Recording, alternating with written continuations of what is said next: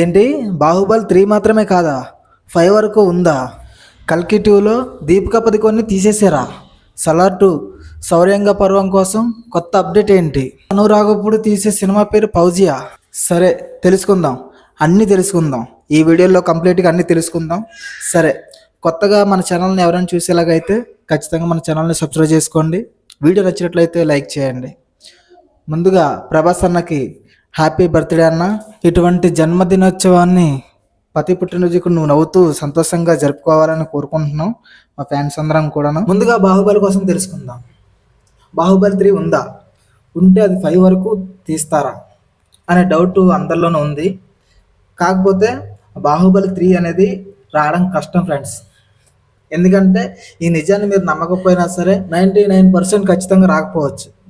ఎందుకంటే మన ప్రభాస్ చేతిలోనే ప్రజెంట్గా ఉన్న ఫౌజీ ఒకటి ఉంది. ఫౌజీ తర్వాత మన సందీప్ రెడ్డి వంగా గారి సినిమా స్పిరిట్ ఒకటి ఉంది. ఈ 2 సినిమాలు అయిపోతే ఖచ్చితంగా సలార్ 2కి వెళ్ళే అవకాశం ఉంది. పోనీ అది చూసుకున్న తర్వాత చూద్దారి అనుకుంటే కల్కి 2 కూడా తీయాలి. మన ప్రభాస్ అన్న చేతిలోని ప్రజెంట్గా అయితే 5 సినిమాలు ఉన్నాయి. రాజాసాబ్, స్పిరిట్, ఫౌజీ, సలార్ 2, కల్కి 2. ఇవన్నీ ఫినిష్ చేసుకునే లోపలికల్లా ఇంచుమించు లేదంటే 5 సంవత్సరాలు చూద్దాం. ఈ 5 సంవత్సరాల తర్వాత అంటే ఇప్పుడు 26, 2031లో కానీ 30లో కానీ ట్రై చేద్దారి అని అనుకునేలాగా అయితే మన రాజమౌళి గారు మహేష్ అన్నతో సినిమా తీస్తున్నారు. ఈ సినిమా అవడానికి మ్యాక్సిమం ఒక 3 ఏళ్ళు అంటే 2029 లోపు రిలీజ్ అయ్యే అవకాశం ఉంది. నెక్స్ట్ వచ్చి మన ప్రభాస్ అన్న గారికి 2031 దాకా ఖాళీ లేదు. అయితే ఈ 2 సంవత్సరాల్లోనే ఏదైనా చిన్న సినిమా తీస్తారా అంటే తీయరు. అలాగని చెప్పి ఏ సినిమా తీయకుండా కొంచెం ఖాళీగా ఉండే అవకాశం ఏదైనా ఉందా అంటే అలాగా చేయరు. సో ఇలా చూస్తే జక్కన్న వైపు నుంచి ఖాళీ లేనట్టే, అటువైపు నుంచి ప్రభాస్ అన్న నుంచి చూసినా తనకి ఫుల్ సినిమాల వల్ల బిజీగా ఉన్నారు. సో అతనికి ఖాళీ లేనట్టు. సో అందుకే బాహుబలి 3 అనేది వచ్చేది అనేది 99% నిజం కాదు. ఒకవేళ బాహుబలి 3లో నుంచి రిలీజ్ సినిమాలోని బాహుబలి కోసం మంచి అప్డేట్ ఉంది, మంచి ఒక సస్పెన్స్ ఉంది అని అన్నారు కదా మేకర్స్. మరి అది నిజం కాదా అంటే నిజమై ఉండొచ్చు. ఆ సినిమాలో ఏమైనా సరే కొత్తగా యాడ్ చేసేది ఏదైనా అయి ఉండొచ్చు.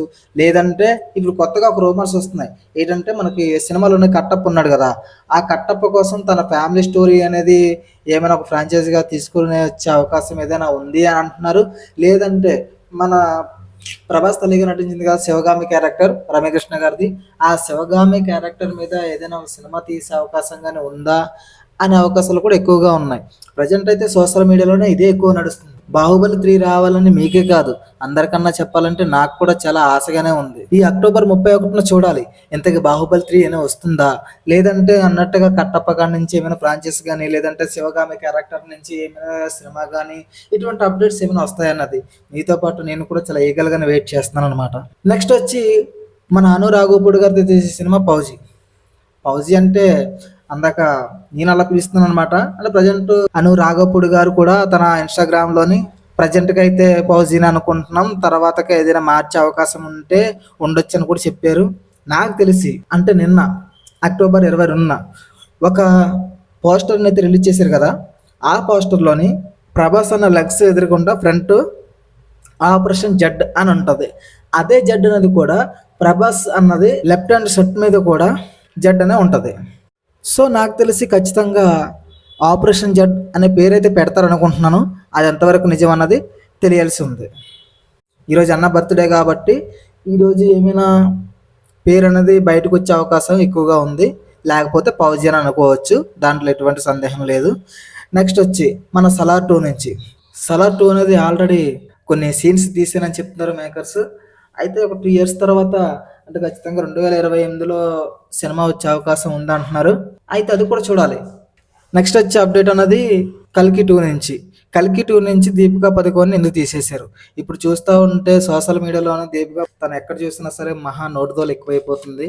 ఎందుకంటే రీసెంట్గా స్పిరిట్ మూవీలోని కూడా ప్రభాస్ పక్కన మన సందీప్ రెడ్డి వంగా గారు దీపికా పదుకొని హీరోయిన్ తీసుకున్నారు.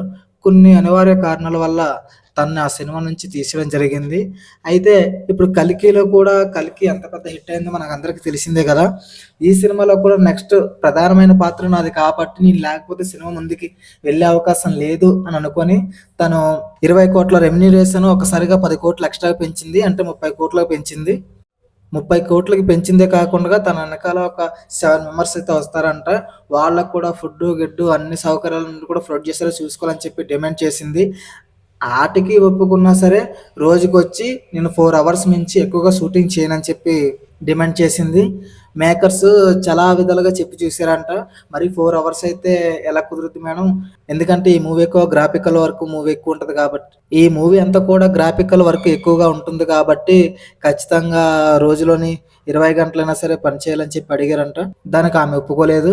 మేకర్స్ అందరూ ఆలోచించి సరేలే ఇంకా ఈమెతో అయితే పని అవ్వదని చెప్పి తను తీసేసి సాయి పల్లవి గారినైతే పెట్టడం జరుగుతుందని చెప్పి సోషల్ మీడియాలో పెద్ద బజ్జీ నడుస్తుంది. ఇంకా నాకు తెలిసి దీపికా పదుకొనె గారికి ఇంకా ఈ ఛాన్సెస్ అయితే అయిపోయినట్టే. మనిషికి అహంకారం ఉండొచ్చు కానీ మితిమీరిపోయిన అహంకారం ఉండకూడదు. అందుకే ఫ్యాన్ ఇండియాగా రిలీజ్ అవ్వబోయే స్పిరిట్లో నుంచి కూడా తీసేశారు. ఇప్పుడు నెక్స్ట్ వచ్చే కల్కి 2 నుంచి కూడా తీసేశారు. ఏమో ఇంకా చెప్పలేం. ఇంకా ఏమైనా సినిమా ఛాన్సెస్లో కూడా నుంచి తప్పించే అవకాశాలు ఉంటాయి. ఎందుకంటే ఈ మాత్రం డిమాండ్స్ని అయితే తను అడగనది కరెక్ట్ కాదనేది నా అభిప్రాయం. మీ అభిప్రాయం ఎలా ఉంటుందో ఖచ్చితంగా కామెంట్స్లో తెలియచేయండి. మన ఛానల్ని నచ్చినట్లయితే సబ్స్క్రైబ్ చేయండి. వీడియో నచ్చినట్లయితే లైక్ చేయండి. ఈ రోజుకే మూవీ అప్డేట్స్ అయితే ఇంతే. మళ్ళీ మంచి వీడియోతో మీ ముందు ఉంటాను.